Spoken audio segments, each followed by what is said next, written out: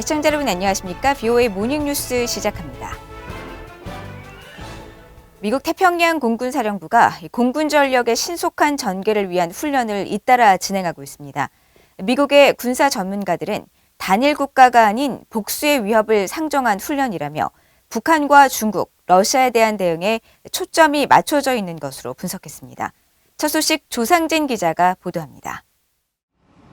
미국 태평양 공군사령부는 최근 전투기 약 35대와 800여 명의 병력이 참여하는 퍼시픽 아이언 2021 훈련을 남태평양 인근에서 이달 말까지 실시할 예정이라고 밝혔습니다. 또 호주에서도 이달 초부터 다음 달 7일까지 미국과 호주, 뉴질랜드, 한국, 일본에서 17,000여 명의 병력이 참가하는 텔리스먼 세이버 훈련도 진행되고 있습니다. 이에 대해 미군 기관지인 성조지는 19일 영내에서 진행되는 두 훈련에 주목하면서 유사시 공군과 육군의 신속한 전력 투사에 초점을 맞추고 있다며 중국과 러시아, 북한이 영내 안정에 중대한 도전이라는 점을 강조했습니다.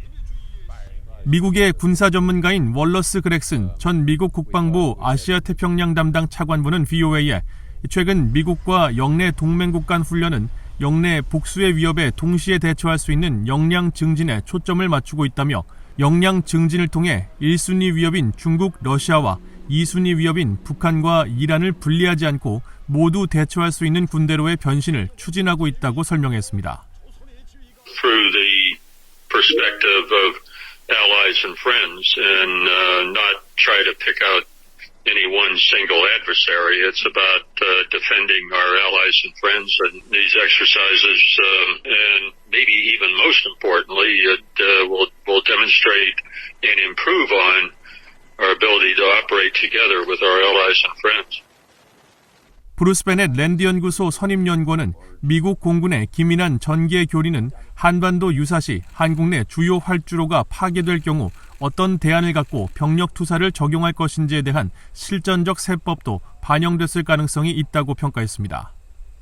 If you fly F-22s into Daegu Air Base and have them operate from there, there's not much logistics to support F-22s at Daegu.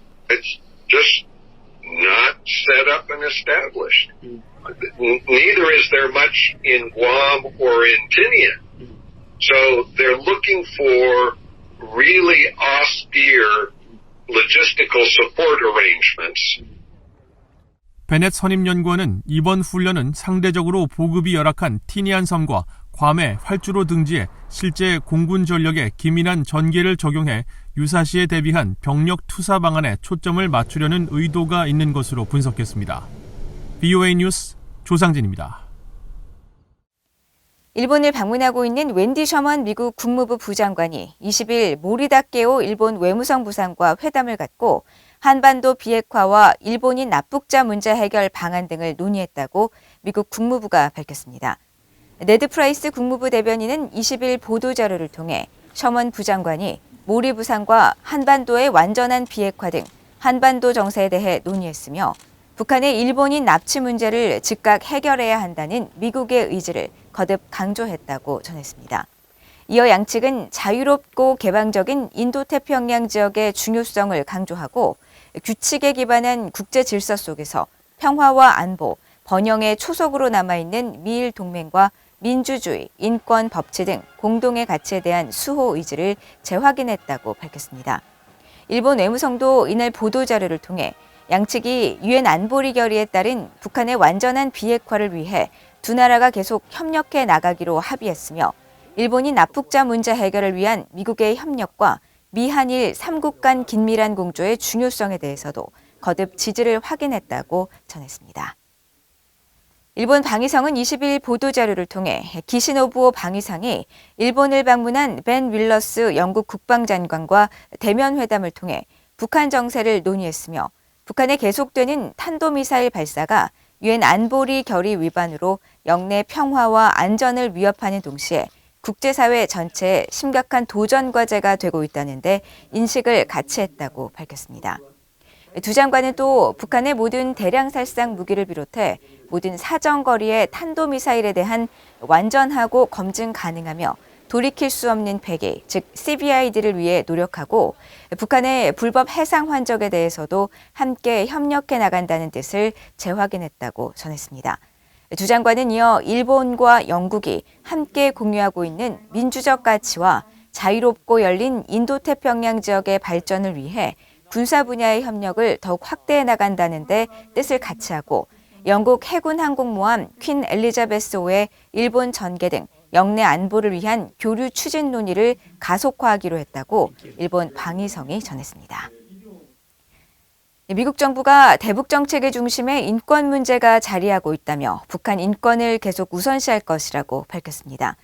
취임 후 줄곧 인권과 민주주의 회복을 강조하고 있는 바이든 행정부가 북한의 핵 문제와 함께 인권 문제에 대한 원칙을 재강조한 것입니다. 함지아 기자가 보도합니다. 미국 국무부 대변인실 관계자는 19일 미국은 외교 정책의 중심에 인권을 놓는 것에 전념하고 있고 여기에는 북한도 포함된다고 밝혔습니다. 이 관계자는 토니 블링컨 국무장관이 전 세계 미국 공관에 인권과 민주주의 증진을 우선시하라는 내용의 전문을 보냈다는 미국의 정치 전문 매체 폴리티코 보도와 관련한 BOE의 논평 요청에 이같이 밝히면서 우리는 전반적인 북한에 대한 접근법에서 인권을 계속 우선시할 것이며 북한 같은 정권에 동의하지 않는 상황 속에서도 우리는 우리의 북한 주민들의 고통을 경감시키기 위해 우리의 역량에서 최선을 다해야 한다고 강조했습니다. 앞서 폴리티코는 지난 16일 블링컨 장관이 해외 각국에 주재하는 미국 외교관들에게 인권과 민주주의 증진을 우선시하라는 내용의 지침을 보냈다고 보도했습니다. 이와 관련해 바이든 행정부 출범 후 6개월 동안 당국자들은 인권과 민주주의 증진을 외교의 중심에 놓겠다는 구상을 여러 차례 밝힌 바 있습니다. 특히 블링컨 국무장관은 지난 3월 한국을 방문해 북한 인권 문제를 정면으로 거론하면서 이를 좌시하지 않을 것이란 점을 분명히 했습니다. And the authoritarian regime in North Korea continues to commit systemic and widespread abuses against its own people. We must stand with people demanding their fundamental rights and freedoms and against those who repress them.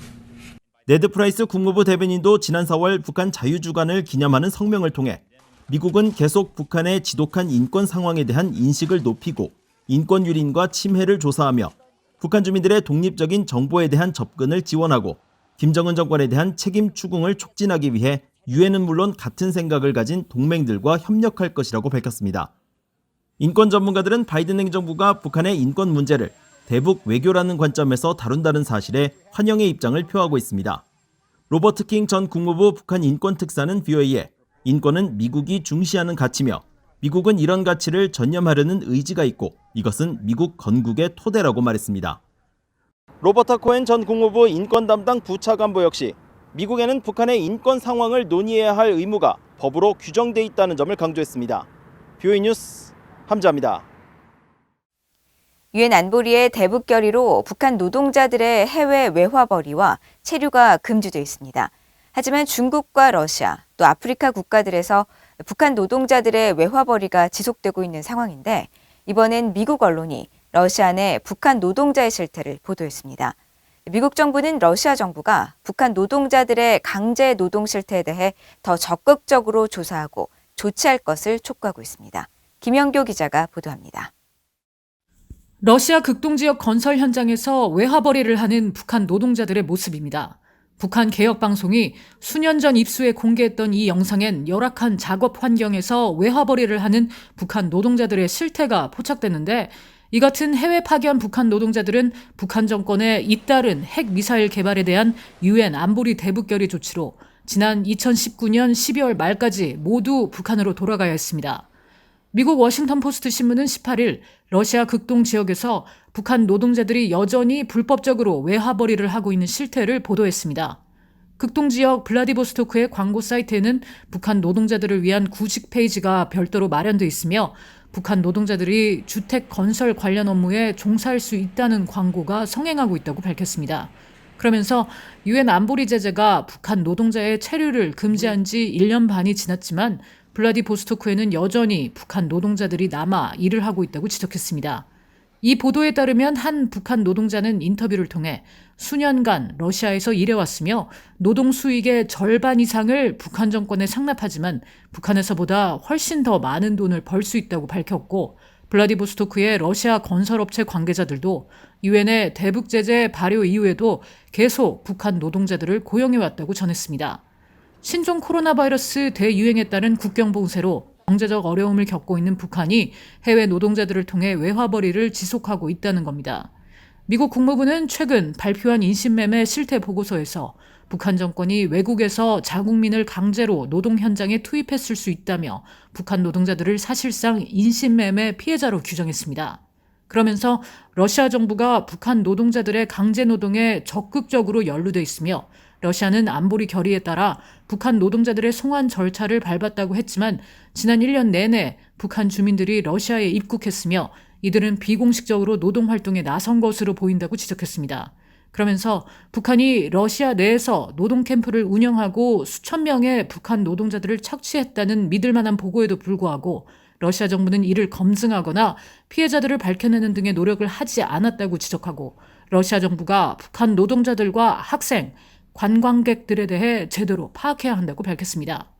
미국 재무부도 지난해 11월 불법 해외 노동자 파견에 연루된 러시아 주재 기업 2곳을 제재 명단에 추가하면서 이 기관들이 북한 정권이나 노동당을 위한 자금 창출 등을 위해 강제노동 수출에 관여하고 이를 촉진하거나 책임져 왔다고 지적했습니다.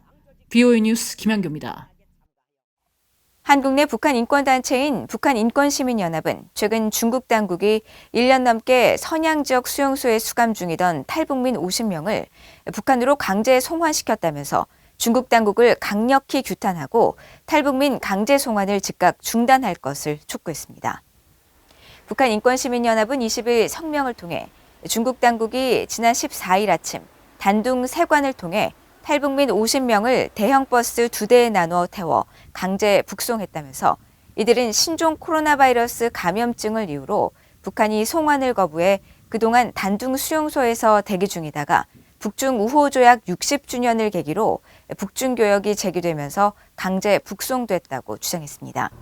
이어 상당수 탈북민들이 칭다오 등 중국 전역에서 강제 북송 대기 중이라면서 목숨을 담보할 수 없을 정도로 절망적인 인권 유린이 예상되는 상황에서 탈북민들을 강제 북송한 중국 정부를 강력히 규탄한다고 밝히고 중국은 유엔 회원국으로서 국제인권법과 난민협약, 강제 송환 금지 원칙을 준수하고 한국 정부도 탈북민 체포와 북송 중단을 중국 정부에 강력히 요청하면서 적극 행동에 나서라고 촉구했습니다.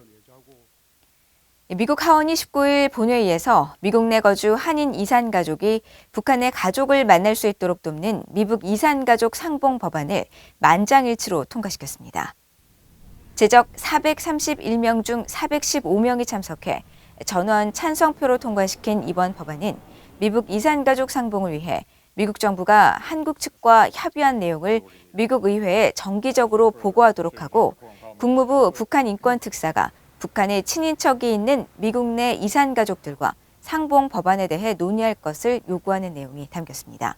이 법안은 민주당의 그레이스 맹 의원 주도로 4명의 한국계 의원 등 의원 21명이 지난 2월 재발의한 것으로 지난해 3월에도 하원 본회의를 통과했지만 상원을 통과하지 못한 채 회기가 종료돼 자동 폐기됐었습니다.